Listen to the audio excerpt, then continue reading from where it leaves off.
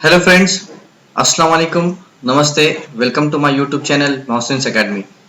दोस्तों, आज 10th standard का अगला topic 2.1 you start dying slowly, ये पोएम हम आज देखेंगे दोस्तों। इसकी कुछ चिट-चैट एक्टिविटी करेंगे, वार्मिंग अप, और उसके बाद पोएम का मीनिंग समझेंगे और फिर एप्रिसिएशन भी देखेंगे।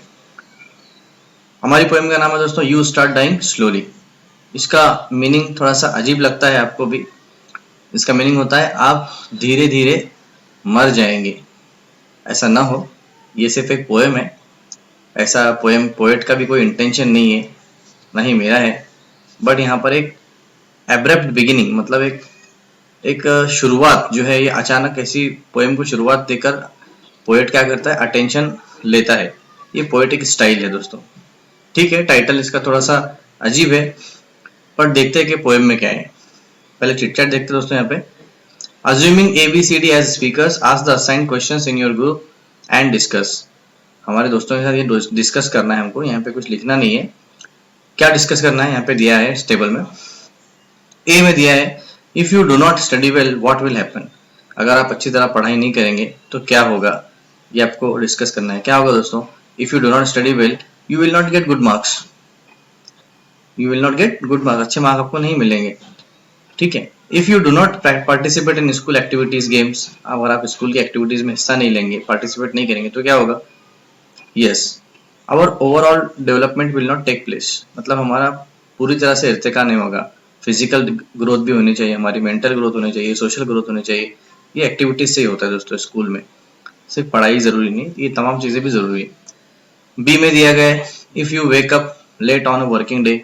किसी काम के दिन आप देर से जगते हो, क्या होगा।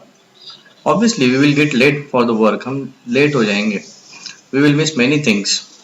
गड़बड़ हो जाएगी।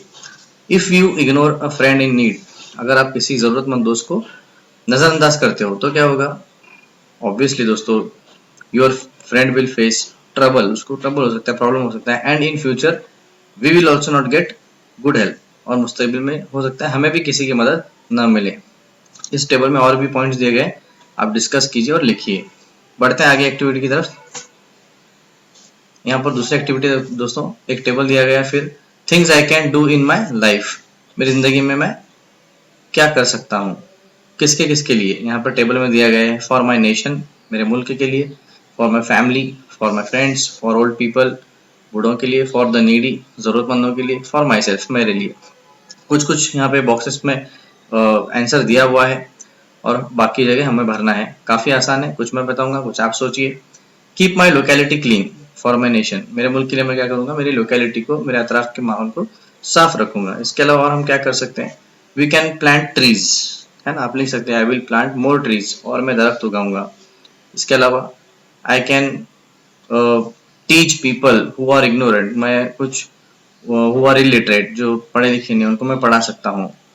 और भी एक पॉइंट आप सोचिए और लिखिए। फैमिली के लिए क्या कर सकते हैं, यहाँ पे केयर दिया गया है। ऑब्वियसली हम लोग फैमिली के लिए केयर करते हैं। और क्या कर सकते हैं, yes we can do many works for our family such as washing dishes, washing clothes, cleaning the house, cooking, ये आप कर सकते हैं। और भी पॉइंट्स आप लिख के सोचिए। फॉर माई फ्रेंड्स, फ्रेंड्स के लिए मैं वेट कर सकता हूँ, करेक्ट, हम करते हैं हमेशा। इसके अलावा I will help them in studies, हम उन्हें एडवाइस दे सकते हैं, नसीहत कर सकते हैं। और भी यहाँ पे चीजें हैं दोस्तों, सोचिए और लिखिए। ये एक्टिविटी आपको अपनी बुक में करनी है। तीसरा है complete the following web and right a paragraph. यहाँ पे एक वेब डायग्राम दिया गया है। माई विश मतलब मेरी ख्वाहिश। यहाँ पे स्पेस इन ट्रैवल, मुझे खला में सफर करना है, ऐसा यहाँ पर एक दिया गया है। और स्पेस में ट्रैवल करना है। इसके अलावा 3 हमको भरने हैं। आपकी क्या क्या ख्वाहिशें सोचिए। हो सकता है कि, और आप ऐसा भी सोचे कि कोई किसी किसी को लगता होगा कि हम एक मशहूर पर्सनैलिटी बन जाए। I wish to be famous personality, I wish to be a doctor। और भी आपके अलग अलग ख्वाहिशात होंगी दोस्तों, वो यहाँ पे लिख के उसके ऊपर एक पैराग्राफ मुकम्मल लिखिए, एक 8-10 लाइन का। ठीक है दोस्तों, आगे बढ़ते हैं। यू स्टार्ट डाइंग स्लोली, हम धीरे धीरे मर जाएंगे या तुम धीरे धीरे मर जाओगे। क्यों क्यों ऐसा होगा, ये इस पोएम में दिया गया है। If you do not travel, अगर आप सफर नहीं करोगे या नहीं करते हो। If you do not read, अगर आप किस्म किस्म की किताबें नहीं पढ़ते हो।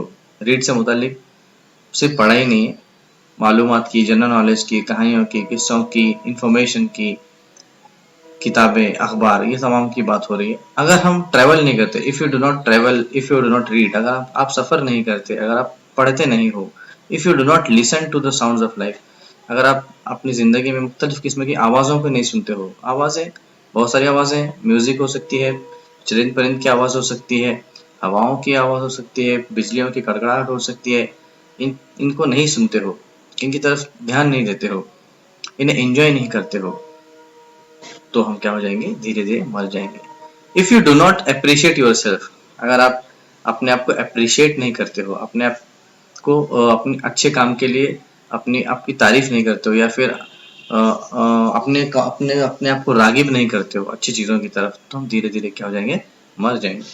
यू स्टार्ट डाइंग स्लोली, आप धीरे धीरे क्या हो जाओगे, मर जाओगे। अभी हमको समझ में आ रहा है कि शायर ऐसा क्यों बोल रहे हैं। पैब्लो नेरूडा इसके पोएट हैं दोस्तों।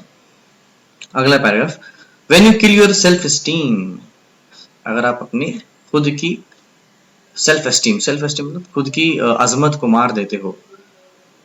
When you do not let others help you, जब हम दूसरों को हमारी मदद करने से रोकते हैं, ज्यादा लोगों की मदद नहीं लेते हैं, है ना, सेल्फ सेंटर्ड हो जाते हैं, मतलब दूसरों की मदद मैं क्यों लूं, घमंड, गुरूर, इस टाइप का जज्बा है, तो हम क्या हो जाएंगे दोस्तों, धीरे धीरे मर जाएंगे। If you become a slave of your habits, अगर हम हमारे आदतों से मजबूर हो जाएं और हमेशा वही वही काम करें, तो हम धीरे धीरे मर जाएंगे। तो दोस्तों हमें आदतों को भी बदलना है, अच्छी आदतों को अपनाना है।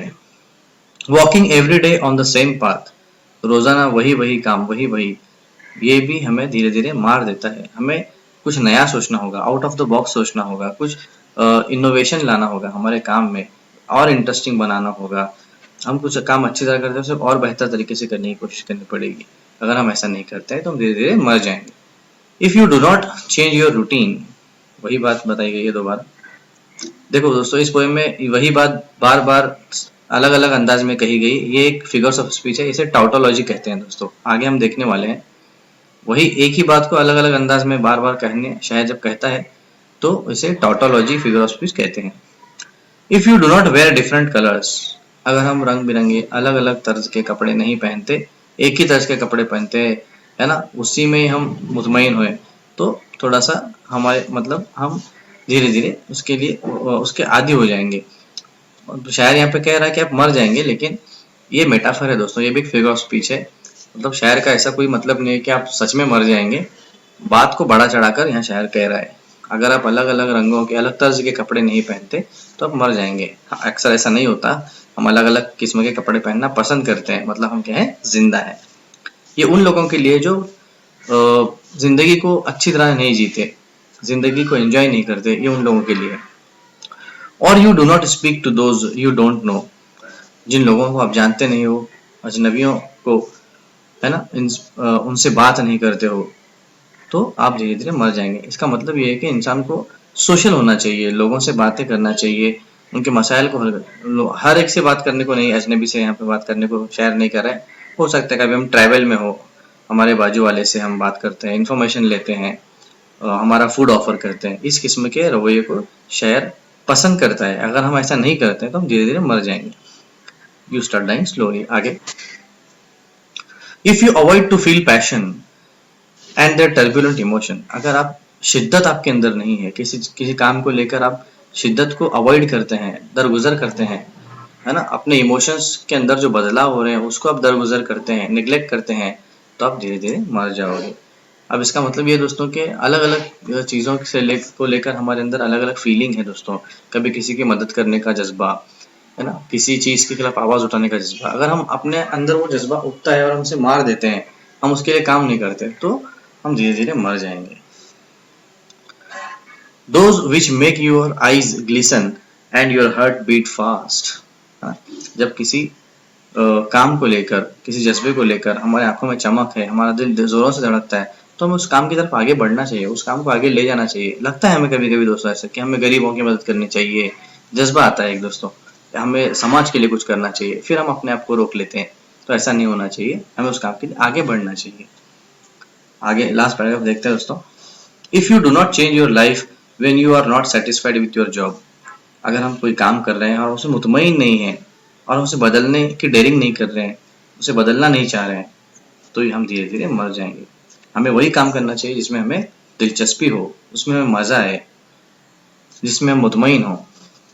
और with your love, if you do not risk what is safe for the uncertain, अगर आप किसी अनसर्टेन कोई ऐसी चीज जिसके अंदर बदलाव हो सकता है ना, रिस्क नहीं लेते, सेफ्टी में रहना चाहते हैं हमेशा, तो आप धीरे धीरे मर जाएंगे। आपको रिस्क लेना पड़ेगा, आपको अपने चीज़ों को चेंज करना पड़ेगा, क्योंकि लाइफ जो है वो अनसर्टेन है, अचानक कुछ भी हो सकता है ज़िंदगी में। ठीक है, नथिंग इज फिक्स्ड। अनसर्टेन का मतलब कुछ फिक्स ना होना। If you do not go after a dream, अगर आप अपने ख्वाबों का पीछा नहीं करते। ख्वाबों का पीछा करने से मुराद दोस्तों, ख्वाब वो ख्वाब की बात नहीं हो रही जो हम रात में देखते हैं, जो हम खुली आंखों से देखते हैं। जैसे हमारा ख्वाब होता है कि हम कुछ अच्छा करें, हम इंजीनियर बने, हम एक टीचर बने, हम डॉक्टर बने, हम करियर में सक्सेसफुल हो जाएं, है ना। इसको ख्वाब, इसको ड्रीम कहते हैं। तो अगर हम इनका पीछा नहीं करते, मतलब इन ख्वाबों को हासिल करने के लिए जद्दोजहद मेहनत नहीं करते, तो हम धीरे धीरे मर जाएंगे। At least once in your life time to run away from sensible advice. और अगर हम डेयरिंग नहीं करेंगे, किसी नसीहत, किसी सेंसिबल एडवाइस, कोई अच्छी नसीहत, अच्छी मतलब अच्छी नहीं, मतलब यहाँ पर मुराद शायर का ये है कि कोई हमें नसीहत कर रहा है लेकिन हम उसके अगेंस्ट जाकर कुछ और अच्छा करने की कोशिश करें। अगर हम ऐसा करेंगे तो हम कामयाब हैं, हम जिंदगी जी लेंगे। अगर हम ऐसा नहीं करते तो हम क्या धीरे धीरे मर जाएंगे दोस्तों। Pablo Neruda. उम्मीद करता हूँ इस नज्म का मीनिंग आपको समझ में आया है। अब हमको दोस्तों एग्जाम में क्वेश्चन नंबर 3 में बी में हमको कोई पोएम दी जाती है और उस पोएम का हमें एप्रिसिएशन लिखना होता है। उसमें कुछ क्वेश्चन पूछे जाते हैं। देखो यहाँ पे 5 मार्क के लिए पॉइंट्स, ये क्वेश्चंस है और आंसर्स मैंने यहाँ पे दिया है। इस पोएम का एप्रिसिएशन यहाँ पे करके दिया है। क्या पॉइंट पूछा जाता है हमको? टाइटल ऑफ द पोएम, इस नज्म का उन्वान क्या है, जो हमको एक्टिविटी शीट में हमारे क्वेश्चन पेपर में दिया जाता है। यू स्टार्ट डाइंग स्लोली, काफी आसान है, देखना है और लिखना है। नेम ऑफ द पोएट, वो भी छपा हुआ होता है, पैब्लो नेरुडा। राइम स्कीम क्या है? राइम स्कीम अगर आपको नहीं पता है तो मेरा एक वीडियो मेरे इस यूट्यूब चैनल पे मौजूद है, जाके देखिए राइम स्कीम क्या है। तो ये इस पोएम में कोई राइम स्कीम नहीं है, ये फ्री वर्स है, एक आजाद नज़म है। राइम स्कीम को इसमें फॉलो नहीं किया गया है। अगला पॉइंट है फेवरेट लाइन। यहाँ पे लिखा है जवाब में ए नहीं, आपकी कोई भी हो सकती है, मेरी अलग हो सकती है, किसी और की अलग हो सकती है, तो कोई भी एक लाइन आप लिख देंगे फेवरेट लाइन में, आपको मार्क मिल जाएगा। Figures of speech, figures of speech जैसे हमारे उर्दू में सनाए बदाए हैं, मुबालगा, तशबीह, तलमी, इस टाइप से इंग्लिश में जो फिगर्स ऑफ स्पीच जो चीज़ें हैं उन्हें फिगर्स ऑफ स्पीच कहते हैं, सनाए बदाए को, पोएटिक डिवाइसेस। तो इस पोएम में फिगर्स ऑफ स्पीच रिपीटेशन का इस्तेमाल हुआ है। तीन तीन लिखे हैं यहाँ पे। रिपीटेशन पहली है, रिपीटेशन मतलब कोई जुमला बार बार, if you start dying slowly, ये बार बार रिपीट हुआ है हमारे पोएम में दोस्तों, तो इसलिए पहली फिगर्स ऑफ स्पीच रिपीटेशन है। उसके बाद मेटाफर है, मेटाफर माने मुबालगा के टाइप, बढ़ा चढ़ाकर बयान करना। ठीक है, थोड़ा सा यहाँ पर शायर क्या कह रहा है कि आप मर जाओगे, तो शायर का असल में वो मकसद नहीं है कि आप डायरेक्टली मर जाओगे, मतलब आप जिंदगी अच्छी तरह नहीं जियोगे, ये उससे कहना है, लेकिन वो थोड़ा सा ज्यादा पैशनेट होकर कह रहा है। तो ये मेटाफर फिगर ऑफ स्पीच है। और तीसरा है टॉटोलॉजी, जो मैंने पोएम समझाते समझाते आपको बताया कि एक ही बात को बार बार अलग अलग अंदाज में कहना, ये टॉटोलॉजी है, ये एक फिगर ऑफ स्पीच है। आप एक दो लिख देंगे तो आपको मार्क मिल जाएगा, बट सभी लिख देंगे तो काफी बेहतर है। इस पोएम की थीम, सेंटर आइडिया क्या है, मतलब पोएम का निचोड़ क्या है, तो क्या कहना चाहता है शायर। तो यहाँ पे मैंने लिखा है दोस्तों, देखो, the poet wants us to live life with full energy. शायर चाहता है कि हम जिंदगी को पूरी एनर्जी से जिएं, and love the boundaries of nature, और कुदरत की बनाई गई चीज़ों को, रंगों को, है ना, अपने अंदर जो दी गई पैशन, शिद्दत को, इसको समझें और इसके हिसाब से जिए। Life will be very sad if you do not enjoy it, जिंदगी बोरिंग हो जाएगी अगर हम इसे एंजॉय नहीं करेंगे। तो ये इसका सेंट्रल आइडिया है, इस पोएम का मरकजी ख्याल है। ठीक है दोस्तों, उम्मीद करता हूँ आपको ये वीडियो पसंद आया दोस्तों। आने वाले समय में और भी वीडियो आने वाले हैं, तो इसके लिए मेरे चैनल को सब्सक्राइब कीजिए ताकि आपको फौरन पता चले कि अब मोहसिन सर का कौन सा वीडियो आ रहा है। थैंक यू दोस्तों, खुदा हाफिज।